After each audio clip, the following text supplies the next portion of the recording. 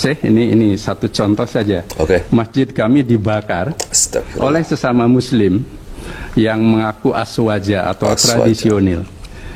Dan isu yang diangkat adalah Muhammadiyah Wahabi.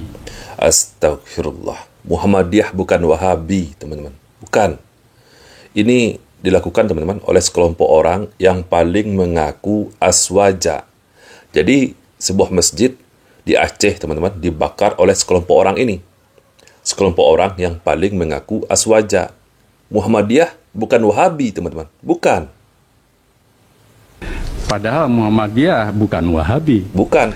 Tetapi kami juga berpandangan Wahabi di Indonesia itu kan tidak merusak. Jadi kalau memang Wahabi itu bertentangan dengan hukum dan keagamaan, baru itu menjadi tindakan hukum.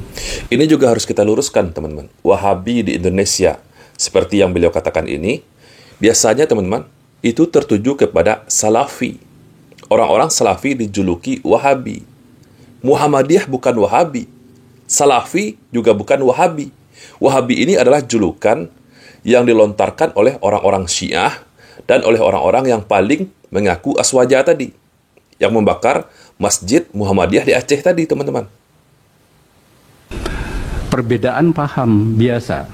Oke. Tetapi kami paham juga bahwa tindakan-tindakan kekerasan itu dilakukan oleh kelompok sosial yang masih belum akil balik, kira-kira itu.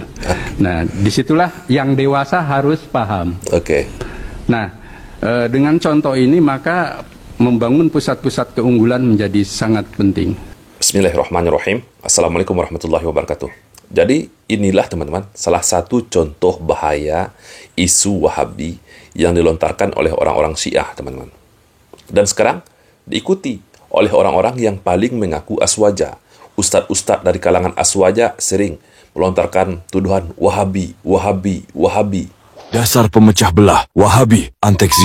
Ini kebanyakan muncul dari ucapan penganut NU, Netanyahu United. Padahal mereka tak sadar merekalah yang memecah belah Islam dengan mengelompokkan antar Islam Arab dan Islam Nusantara. Islam mau kulit hitam di Afrika, bule di Eropa, dan dimanapun itu. Satu ibadah dan satu syariat dari Nabi SAW. Mereka yang memecah belah itu adalah yang suka menambah-nambah ajaran Nabi. Coba bayangkan, setiap ada sekte baru di Nusantara ini pasti ada ibadah baru. Dan kalau ditanya, kan yang penting baik. Apalagi kalau ditanya mana dalilnya. Mereka menjawab, gak perlu tanya dalil, ikuti saja sang kiai. Itu orang NU tidak pernah tanya dalil. Tidak pakai dalil, dalilnya ya kiai itu sendiri. Kan kocak, di negeri ini kan dukun aja bisa jadi kiai. Seolah gelar suci kiai itu telah rusak oleh mereka. Coba jawab, siapa yang gelari orang non-muslim ini sebagai julukan anak kiai?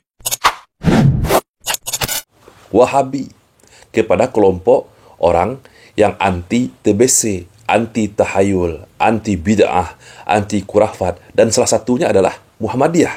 Oh, nggak ngaji ini, celeng berarti Wahabi mereka. Wahabi mereka. Hajar siah aing. Muhammadiyah bukan Wahabi, teman-teman. Jadi sekelompok orang ini, teman-teman, yang paling mengaku aswaja, itu sudah berbuat sangat radikal sekali. Sangat radikal sekali. Kalau pengajian-pengajian Salafi sering kali dibubarkan oleh mereka, itu sudah biasa. Sudah biasa. Banyak kajian-kajian dari ustadz-ustadz Salafi dibubarkan oleh orang-orang yang paling mengaku aswaja ini. Dan sekarang, sebuah masjid, teman-teman. Sebuah masjid dibakar di Aceh. Masjidnya Muhammadiyah karena dituduhkan Wahabi. Di Aceh ini satu contoh saja. Masjid kami dibakar oleh sesama muslim yang mengaku aswaja atau tradisional. Dan isu yang diangkat adalah Muhammadiyah Wahabi. Padahal Muhammadiyah bukan Wahabi. Dituduhkan Wahabi kepada Muhammadiyah. Kenapa? Karena Muhammadiyah juga anti TBC, juga anti tahayul, juga anti bid'ah, juga anti kurafat. Di Aceh ini satu contoh saja. Masjid kami dibakar oleh sesama muslim yang mengaku aswaja atau tradisional. Dan isu yang diangkat adalah Muhammadiyah Wahabi. Muhammadiyah itu bukan Wahabi, teman-teman. Bukan. Muhammadiyah bukan Wahabi. Salafi juga bukan Wahabi. Wahabi ini julukan, teman-teman. Julukan yang diberikan oleh orang-orang Syiah, dilontarkan oleh orang-orang Syiah kepada mereka yang berdakwah menyampaikan Al-Quran dan Sunnah.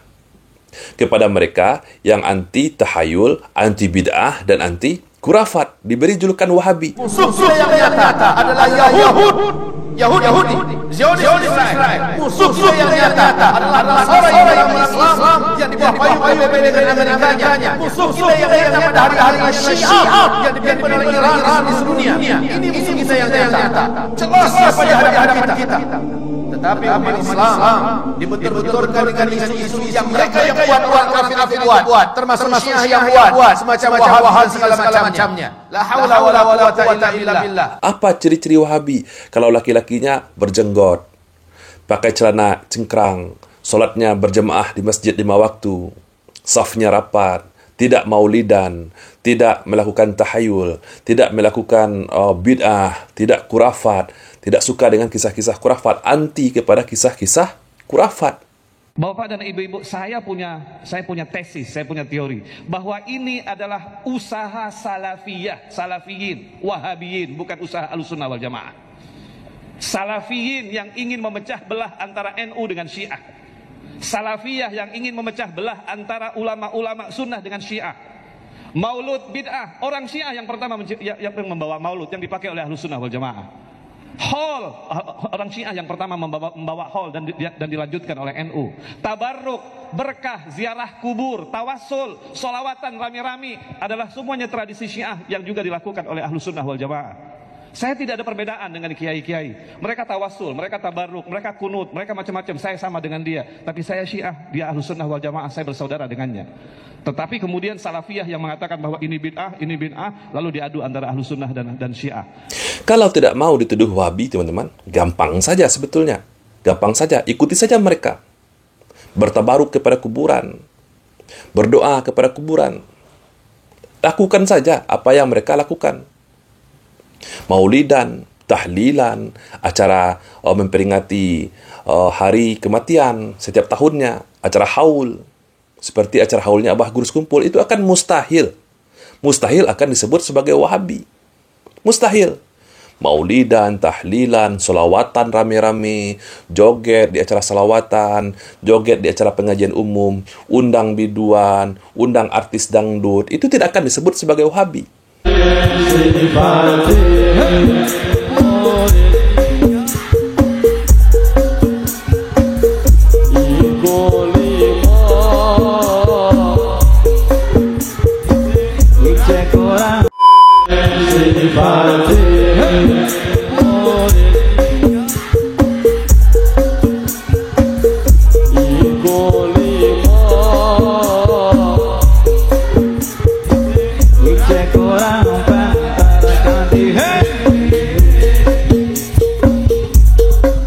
Tapi kalau orang-orang yang berdakwah, yang menyampaikan Al-Quran dan Sunnah, di pengajiannya disampaikan hanya Al-Quran dan Sunnah Nabi, anti bid'ah, anti tahayul, anti kurafat, Wahabi, langsung dicap Wahabi. Tidak maulidan, Wahabi. Tidak solawatan, Wahabi. Tidak joget-joget di acara pengajian, Wahabi. Yang tidak suka dan anti kepada kisah-kisah kurafat, langsung dituding Wahabi. Kisah Faqih Al-Muqaddam, kisah para habib-habib yang penuh dengan karomah-karomah. Ya, semuanya kurafat, teman-teman. Tidak apa-apa, tidak sholat. Wah, tidak apa-apa. Yang penting cinta kepada Habib. Maka dijamin masuk surga tanpa hisab. Habibnya nulis di selembar kertas untuk malaikat mungkar nangkir. Surat jaminan masuk surga tanpa hisab. Kurafat semua, teman-teman. Ini kita tentang Wahabi. Muhammadiyah, teman-teman, itu dulu dijuluki Wahabi. Sebelum gencarnya dakwah salafi di Indonesia ini, Muhammadiyah itu adalah Wahabi dulunya, dituding oleh orang-orang yang paling mengaku aswaja. Dimusuhi, teman-teman. Padahal Muhammadiyah ini adalah salah satu ormas resmi, ormas yang paling besar juga di Indonesia. Salah satu yang terbesar di Indonesia. Bahkan ormas sebesar Muhammadiyah pun, teman-teman, masjidnya juga dibakar di Aceh sana. Jadi sadarlah teman-teman, sadarlah sahabatku semua. Tuduhan Wahabi itu dituduhkan oleh orang-orang Syiah. Orang-orang Syiah lah yang paling benci kepada dakwah salaf, kepada dakwah sunnah. Mereka beri julukan Wahabi. Kalian Aswaja mengaku benci sekali kepada Syiah. Benci sekali. Tetapi amalan-amalan Syiah kalian lakukan. Wah, ini adalah usaha salafiyah, salafiyin, wahabiyin, bukan usaha Ahlussunnah wal Jamaah. Salafiyin yang ingin memecah belah antara NU dengan Syiah. Salafiyah yang ingin memecah belah antara ulama-ulama sunnah dengan Syiah. Maulud bid'ah, orang Syiah yang pertama yang membawa maulud yang dipakai oleh Ahlussunnah wal Jamaah. Haul, orang Syiah yang pertama membawa haul dan dilanjutkan oleh NU. Tabarruk, berkah, ziarah kubur, tawassul, solawatan rami-rami adalah semuanya tradisi Syiah yang juga dilakukan oleh Ahlussunnah wal Jamaah. Saya tidak ada perbedaan dengan kiai-kiai. Mereka tawassul, mereka tabarruk, mereka kunut, mereka macam-macam. Saya sama dengan dia. Tapi saya Syiah, dia Ahlussunnah wal Jamaah, saya bersaudara dengannya. Saya Syiah, dia Ahlussunnah wal Jamaah, saya bersaudara dengannya. Saya Syiah, dia Ahlussunnah wal Jamaah, saya bersaudara dengannya. Maulid Nabi itu amalan Syiah. Syiah yang membuat pertama kalinya. Maulid Nabi pertama kali diadakan oleh Al-Mu'izz lidinillah, Khalifah Fatimiyah, yang membangun khilafah di Mesir pada tahun 361 Hijriah. Yang membangun kota Kairo, gubernurnya namanya Jauhar As-Sokli. Yang membangun Al-Azhar, yaitu Al-Mu'izz Al-Qahir lidinillah. Jadi terus terang saja, nanti saya dikira Syiah nanti. Ini sejarah ini. Pertama kali yang mengadakan Maulid Nabi adalah Khilafah Fatimiyah yang bermadzhab Syiah. Kalian lakukan. Kalian mengaku sebagai Ahlussunnah wal Jamaah. Kalian mengaku benci kepada Syiah. Haul. Haul itu acara memperingati hari kematian, juga amalan orang-orang Syiah. Bukan orang-orang Sunni. Saudara Sunni, saudara seiman kalian musuhi, kalian beri julukan Wahabi. Termakan propaganda orang-orang Syiah. Sampai masjidnya kalian bakar, Masjid Muhammadiyah. Sampai pengajian-pengajiannya kalian bubarkan.